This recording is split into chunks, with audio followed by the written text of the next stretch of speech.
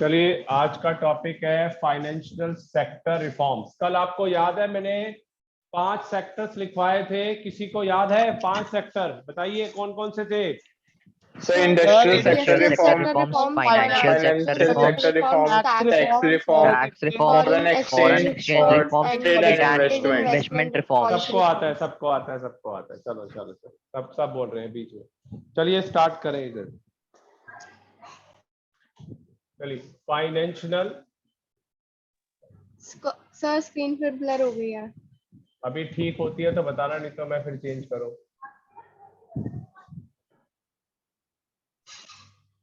हुई ठीक? नहीं सर। नहीं सर, नहीं सर। नहीं sir.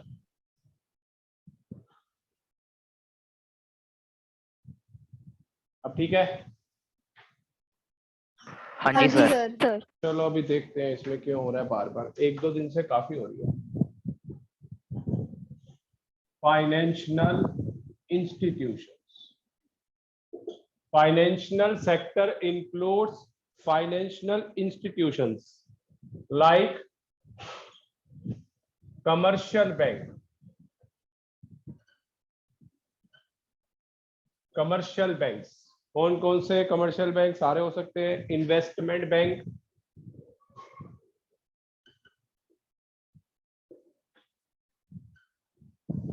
Stock exchange, stock exchange operations and foreign exchange market.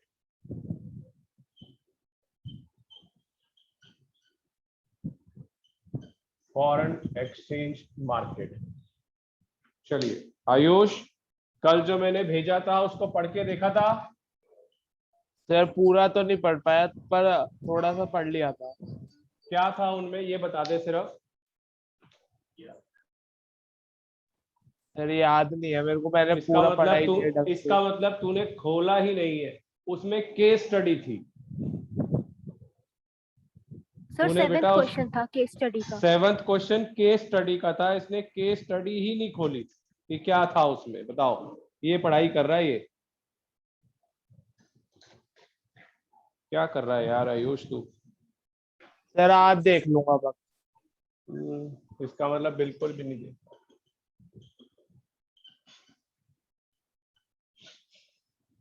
फायदा क्या है मुझे भेजने का यार?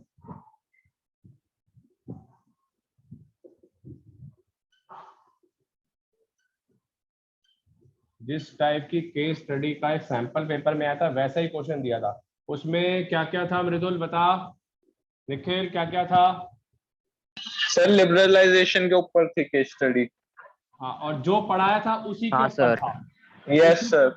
और साथ में तो उसमें ये था कि लिबरलाइजेशन में हम रिमूव करते हैं। हाँ, उसमें नहीं, हाँ उसमें रिस्ट्रिक्शंस जो होती है, फिलिंग द ब्लैंक्स भी था साथ में बेटा, वो भी था। सर ट्रू फॉल्स और मैचिंग। बता, मैंने हर चीज दी है तुम्हारे को। मैं इतनी चीजें दे रहा हूँ कि यार आप कर सको।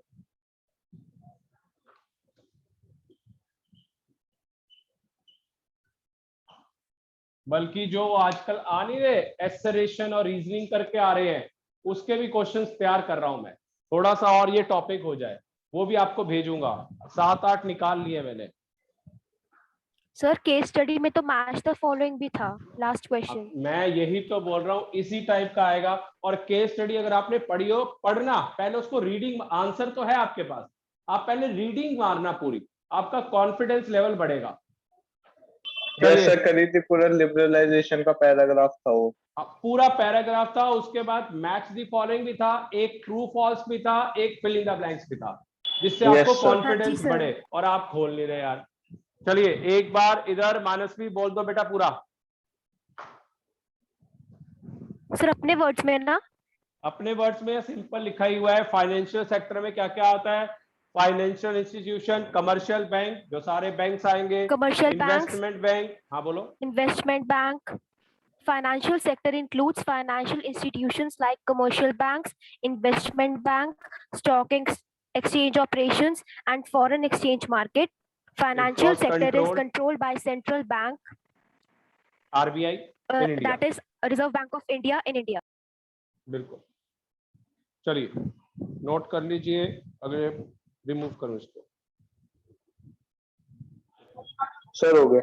हो गया सर। सर हो गया। हो गया सर। चलिए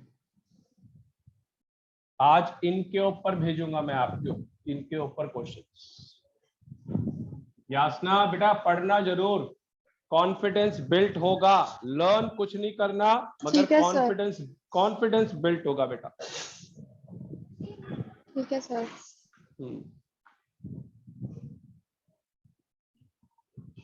सिर्फ रीडिंग करनी है, कुछ भी नहीं करना। मेरे ख्याल में 10-15 मिनट में हो गया होगा सारा। Yes sir. हाँ जी सर, इजी था। सब में एक ही आंसर था।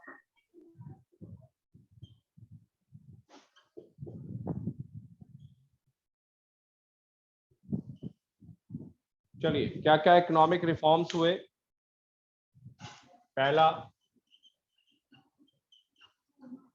Change in role of RBI. पहला,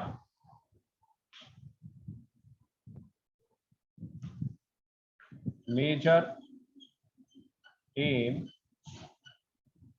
ऑफ आरबीआई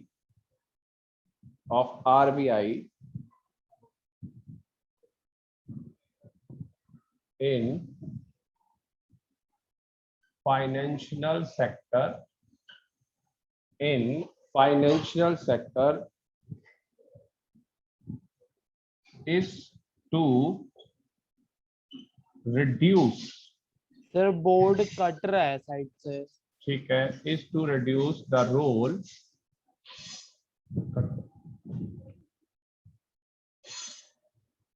ओके। हाँ सर अब सही। हाँ सर। ठीक है, is to reduce the role of RBI from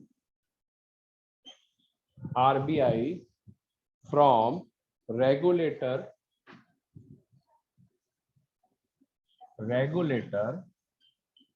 to facilitator, मतलब फैसिलिटी प्रोवाइड करना of financial sector. as a result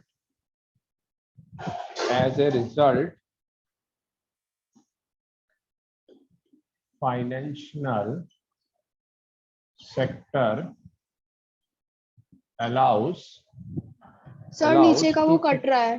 कोई बात नहीं, to take decisions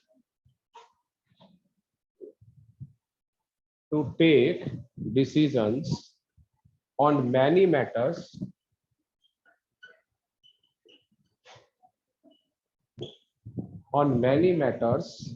without consulting the RBI, without consulting the RBI। चलिए मैंने सारा लिख दिया है, थोड़ा देखता हूं क्या कटिंग है या क्या है।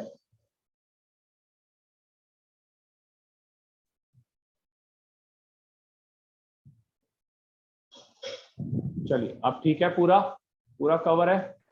हाँ जी सर। Yes sir. चलिए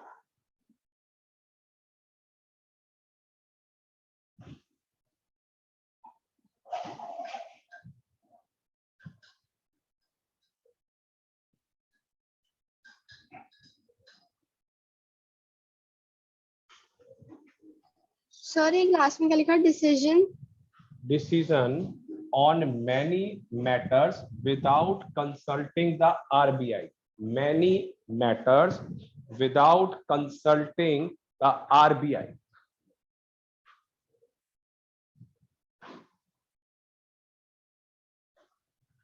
क्या मतलब है बताइए यासना, क्या मतलब है बताइए।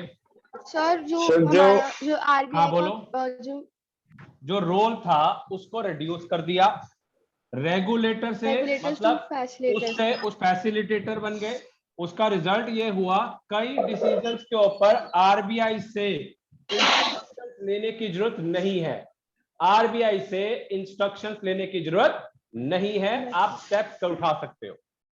चलिए फटाफट नोट कर लीजिए। सर कर लिया। कर लिया सर। सर कर हो गया लिया। सर। हो गया सर।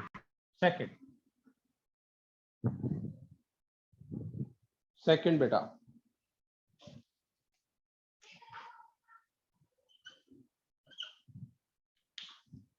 सेकंड लिखिए, origin of private bank, origin of private bank,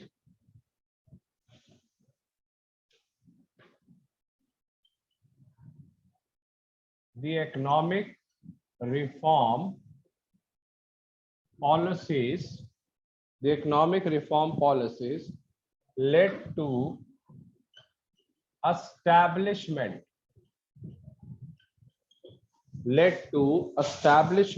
of private sector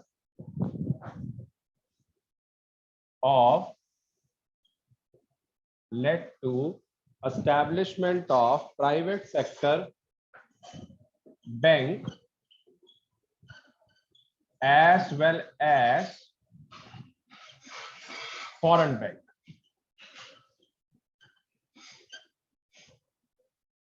चलिए, गवर्नमेंट ने अलाउड कर दिया कि आप प्राइवेट सेक्टर के बैंक्स ला सकते हो, फॉरेन बैंक भी ला सकते हो। फॉरेन बैंक का कोई नाम बता दीजिए, बोलिए। फॉरेन बैंक कौन से हैं जो इंडिया के अंदर हैं? किसी को पता है नाम? Sir Canara bank. Sir Canara bank. Canara bank तो गेस्टेड है, गवर्नमेंट अंडरटेकिंग सर है। सिटी। HSBC। सर HDFC भी गवर्नमेंट है क्या? हाँ, इंडियन बैंक है। उसमें तूने हाउसिंग डेवलपमेंट करके है ना, HDFC। Yes sir. Housing development financial corporation bank ऐसे करके है, मगर HSBC तो मेरे ख्याल हांगकांग का या फिर मतलब किसी और कंट्री का बैंक है। चलिए, हो गया। Yes sir. Yes sir. Third yes point. Sir. चलिए थर्ड पॉइंट पे आए। पहले दो पॉइंट्स कौन कौन से हो गए, एक बार बता दो यासना, नाम सिर्फ। सर एक चेंज इन रोल हो गया और एक ओरिजिन ऑफ प्राइवेट बैंक्स। ठीक है, निखिल शॉर्टकट में बता दे दोनों। सर चेंज इन रोल के अंदर आरबीआई को रेगुलेशन से फैसिलिटेटर पे कर दिया था, जिससे रेस्ट्रिक्शन हट गई थी कुछ। बिल्कुल। और दूसरा वाला, नए बैंकों को इंट्रोड्यूस कर दिया गया और कोई रिस्ट्रिक्शन नहीं है। नहीं थी। Third, increase limit of foreign investment. ये पॉइंट इंपॉर्टेंट है क्योंकि इसमें लिमिट डिस्कस की जाएगी, और लिमिट का मतलब है कोई ना कोई data. The limit of foreign investment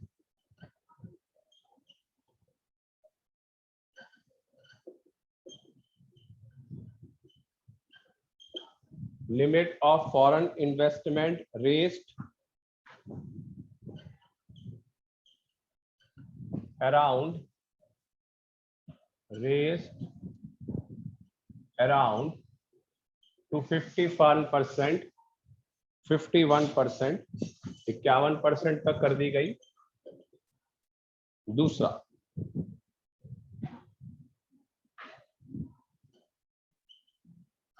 foreign institutionals investors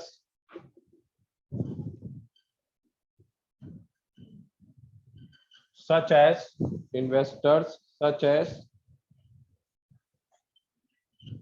merchant bankers,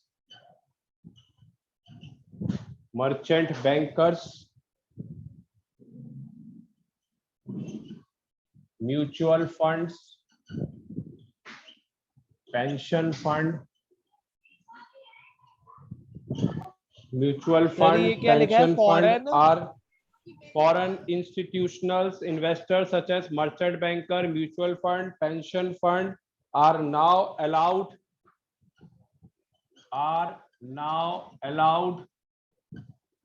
to invest in Indian financial market. मतलब हर तरीके की रिस्ट्रिक्शंस हटा दी गई, हर तरीके की. Fourth,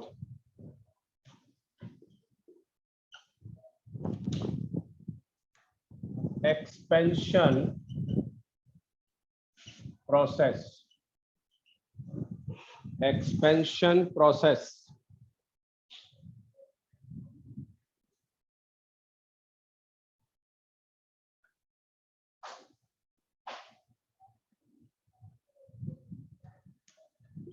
Banks are freedom to set up new grounds.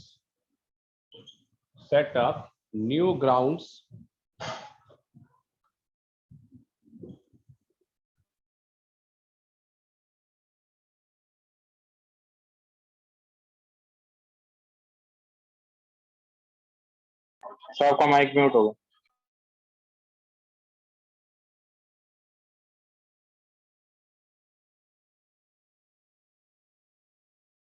Without approval of RBI. Set up new ground without approval of RBI.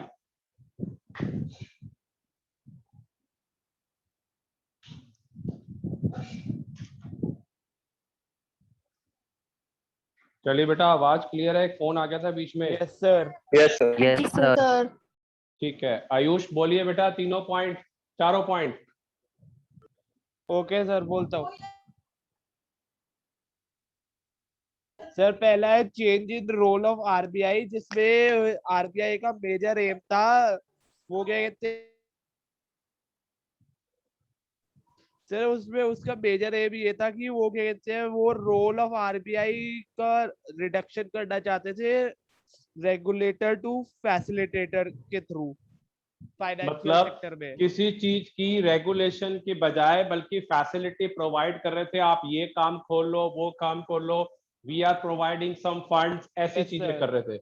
Yes sir. और दूसरा था origin of private bank. Economic reform policies की वजह से एस्टैब्लिशमेंट प्राइवेट सेक्टर और foreign bank की allow हो गई थी. बिल्कुल सही कह रहा है. बहुत सारे बैंक नए इंट्रोड्यूस हुए हैं, आपको भी पता Yes, है. sir. कुछ सालों में अब मर्जिंग स्टार्ट हुई है क्योंकि बहुत ज्यादा बैंक्स खुल गए थे. आगे सर तीसरा पॉइंट है increase limit of foreign investment. Foreign investment की लिमिट रेज होके 51% के अराउंड हो गई थी. इधर एक मिनट. Yes, sir. वैसे तो 51% है, मगर आज के डाटा के हिसाब से देखा जाए तो ये मोर देन 51% हो गया है. दोबारा सुन लीजिए. Yes, sir. ये इंपॉर्टेंट है, जहां डाटा आता है आपको अवेयर रहना है. वैसे 51% है, मगर अब जो है 51% को क्रॉस कर गया है, तो मोर देन 51% भी आपका कोई क्वेश्चन आ सकता है. आगे बोलिए. सर 51% के अराउंड लिमिट हो गई थी रेज, और फिर फॉरेन इंस्टीट्यूशनल इन्वेस्टर्स जैसे मर्चेंट बैंकर्स और म्यूचुअल फंड्स, पेंशन फंड्स वगैरह अलाउ हो गए थे वो क्या कहते हैं इन्वेस्ट करने के लिए इंडियन फाइनेंशियल मार्केट में. ठीक है. और फोर्थ है एक्सपेंशन प्रोसेस, जिसमें बैंक्स को फ्रीडम मिल गई थी नए ग्राउंड सेटअप करने के लिए अप्रूवल के बिना आरबीआई. बिल्कुल ठीक है. चलिए नेक्स्ट, अगले कंसेप्ट पे आते हैं. अब हमारे कितने सेक्टर हो गए मानसवी? रिफॉर्म्स के बारे में हमने कौन कौन सी डिस्कशन कर ली है? एक इंडस्ट्रियल और एक फाइनेंशियल. सेक्टर. Industrial, financial. दो हो गए. दो का इकोनॉमिक हाँ जी, सर. रिफॉर्म्स हमने कर लिया. बेटा एक चीज ध्यान रखना, बार बार आपको बोल रहा हूं, थोड़ा सा ध्यान से पढ़िए और समझिए. हमने लर्निंग का process after the term 1, learning process after term 1। मगर अगर आप ध्यान से नहीं सुनते तो आप अटेम्प्ट नहीं कर पाएंगे।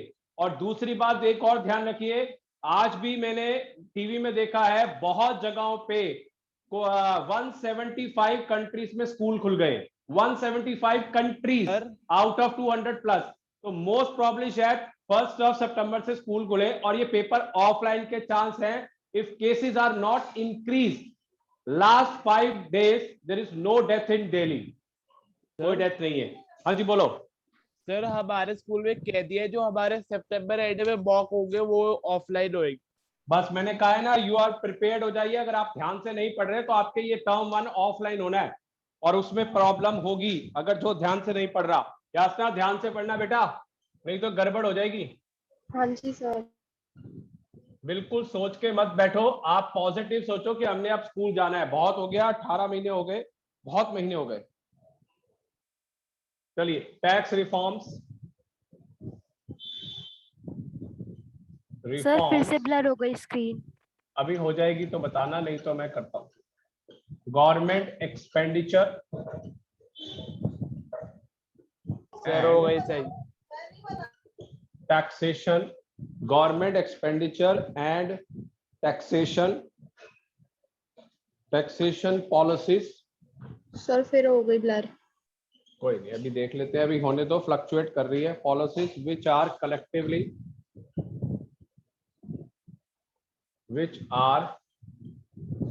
हो गई सर सही। collectively known as its fiscal policy। आपको याद है मैंने कल भी बोला था फिस्कल पॉलिसी, आपने ही पूछा था, याद है तेरे को आयुष? एक फिस्कल पॉलिसी आपने पूछा था। तो फिस्कल पॉलिसी के अंदर क्या था? यही था, मैंने बोला था गवर्नमेंट टैक्सेशन का।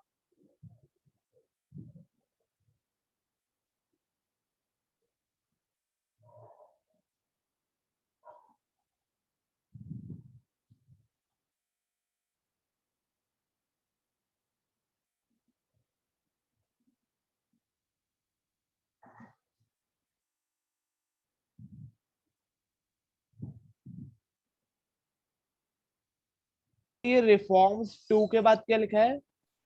Reforms in government expenditure and taxation policy which are collectively known as fiscal policy।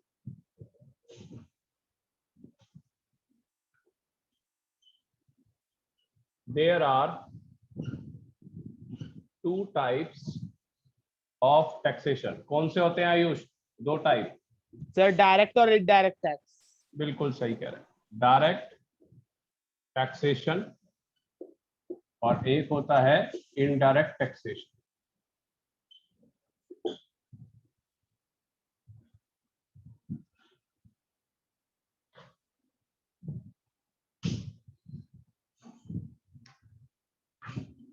It consists of tax of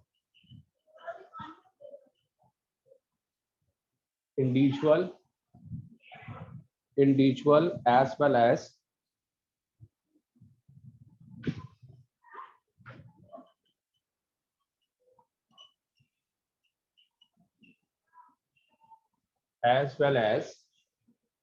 profit of business enterprises। For example, इधर यासना एक चीज बताइए, मैं अगर पैसे कमाता हूं तो मैं कौन सा टैक्स पे करूंगा?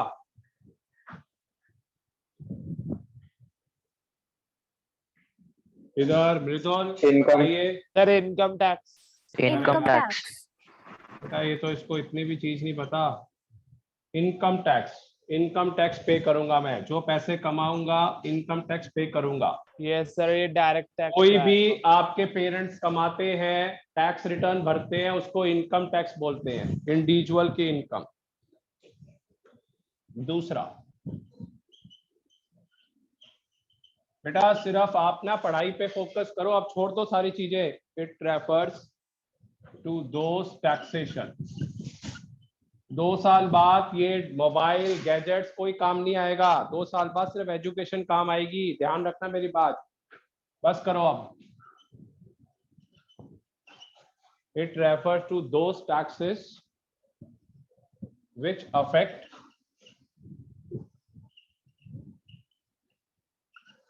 the income, which affect the income and property of persons,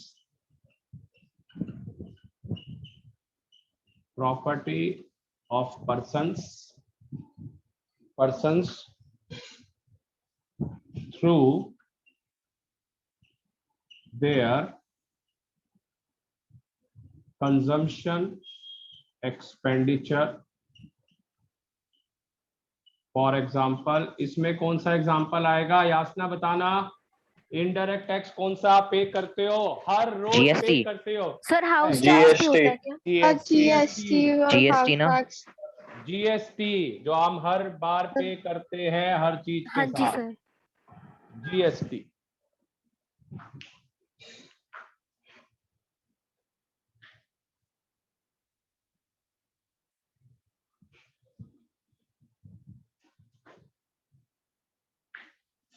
चलिए आ गया समझ?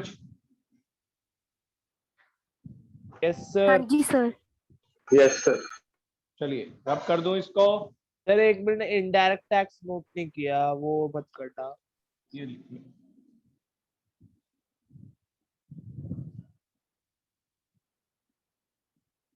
मतलब इधर मानसवी डायरेक्ट टैक्स कौन से होते हैं जो हमारी इनकम पे पड़ता है, इनकम और टैक्स। और इनडायरेक्ट टैक्स कौन से होते हैं जो हमारी प्रॉपर्टी या इनकम में पड़ता है, और वो कौन सा एग्जांपल है हमारे लिए? Goods and services tax. हाँ हाँ जी सर। सर हो गया। चलिए अब इसमें टैक्स रिफॉर्म लिखिए।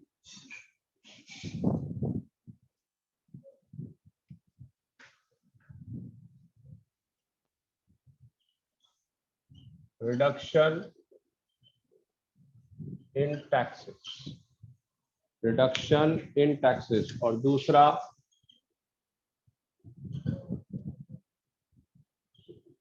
सिंप्लीफिकेशन। एक तो टैक्स को आसान कर दिया और टैक्सेस भी रिड्यूस कर दिए।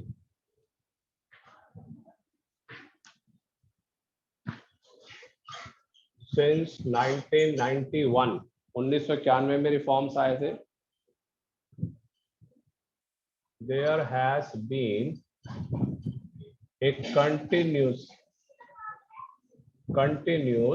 reduction in taxation, continuous reduction in taxation on individual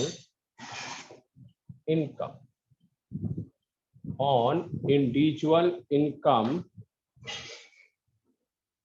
as it was felt that high rate of taxation was important, a part of tax evasion.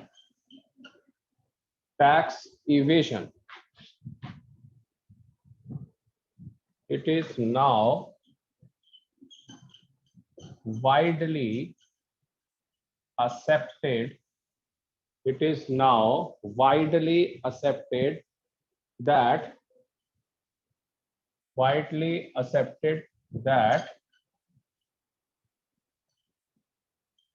moderate rate of income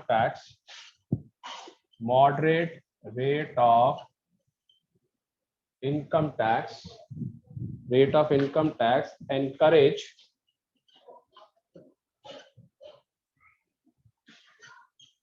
encourage saving and disclosure of income.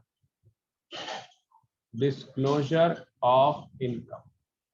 बेटा इसको एक एक दो बार जरूर reading करना, बहुत important है, बहुत इंपॉर्टेंट है।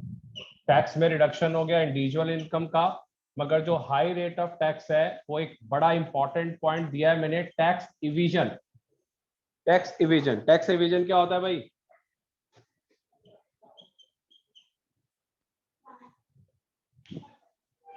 बोलिए, टैक्स इविजन क्या होता है? टैक्स रिड्यूस करने का पूरा प्रोसेस जिसे कहते हैं। नहीं बेटा, एक तुम एक बात बताओ, गवर्नमेंट की सबसे बड़ी इनकम क्या है? टैक्स। टैक्स। हर चीज में टैक्स, सबसे इंपॉर्टेंट टैक्स ही है। तो गवर्नमेंट की सबसे बड़ी जो है वो टैक्स इविजन है, जिससे कंट्री चल रही है, जिससे कंट्री चल रही है।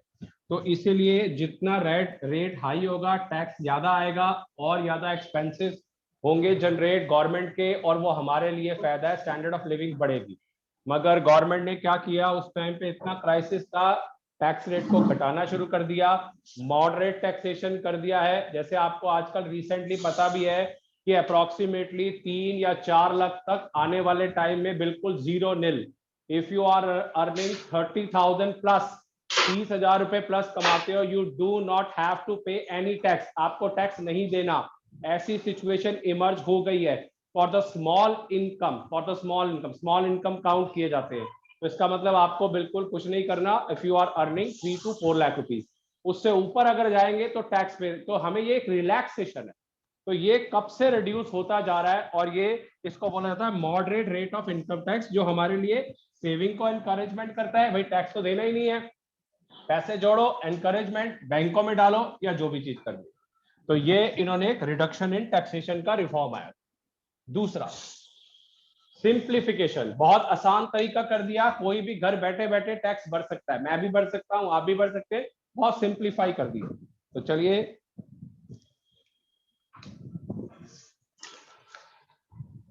मैनी प्रोसीजर, म्यूट करिए बेटा,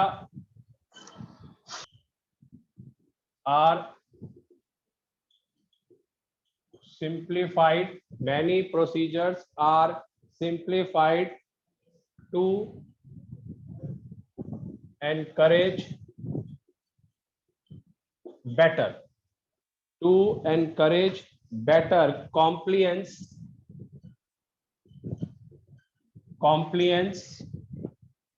better encourage compliance on the part of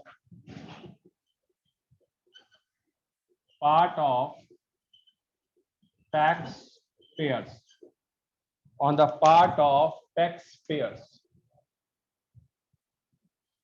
चलिए बहुत सिंपल कर दिया प्रोसीजर्स को। कॉम्प्लियंस का मतलब क्या होता है बेटे? प्रोसीजर, जो प्रोसीजर्स होते हैं जो हमने फिल करना है, जैसे आप आजकल के टाइम पे आप देखते हो ओटीपी आता है, या वन टाइम पासवर्ड जिसको हम बोलते हैं, ओटीपी आता है। तो इतना सिंप्लीफाई कर दिया, आप किसी भी साइट पे जाइए आपको ओटीपी आएगा, वो कॉम्प्लियंस है, रिगार्ड है, आपको कुछ भी मेहनत नहीं करनी। आपने अपना आधार कार्ड डाला, आधार कार्ड के साथ ऑलमोस्ट सब कुछ लिंक्ड हो गया है। अगर मैं आधार कार्ड मेरे नाम का डलता है, अमित खन्ना के नाम से, सारी डिटेल आ जाएगी, बैंक में क्या है, फलाना क्या है, जो भी है। पैन कार्ड डालूंगा, पैन कार्ड और आधार कार्ड का रोल क्या है, थोड़ा बहुत छोटा समझ लीजिए। आधार कार्ड आपकी पूरी डिटेल देगा, मगर जहां पे पैन कार्ड डलता है, पैन कार्ड जो 18 प्लस के बाद बनता है, आप में से कईयों का बनेगा, वो फाइनेंशियल पोजीशन दिखाता है। तो हर जगह पे अगर आप आधार कार्ड डालते हैं तो वो आपको डिटेल दिखा सकता है कि आपकी क्या क्या चीजें हैं, पैसे नहीं बताएगा।